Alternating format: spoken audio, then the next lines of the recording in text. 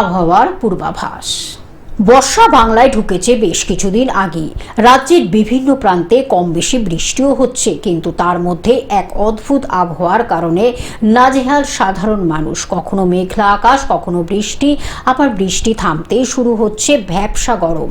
বাতাসে জলীয় বাষ্পের পরিমাণ বেশি থাকায় বাড়ছে অস্বস্তি। বিশেষ করে দক্ষিণবঙ্গের জেলাগুলিতে এই মুহূর্তে গরমের সঙ্গে পাল্লা দিয়ে বাড়ছে আর্দ্রতাজনিত অস্বস্তি। রাস্তায় বেরোলেই ঘাম, কোমট পরিবেশ, তার সঙ্গে মাঝে মধ্যে বৃষ্টি। ফলে একদিকে যেমন স্বস্তির আশায় মানুষ বৃষ্টির দিকে তাকিয়ে রয়েছেন, অন্যদিকে অতিরিক্ত আর্দ্রতার কারণে বৃষ্টির পরেও পুরোপুরি স্বস্তি মিলছে না। আলিপুর আবহাওয়া দপ্তরের শুক্রবারের পূর্বাভাস অনুযায়ী শনিবারও দক্ষিণবঙ্গে আর্দ্রতাজনিত অস্বস্তি বজায় থাকবে। রবিবারও সেই রকমই সম্ভাবনা। Bureau report, globe news.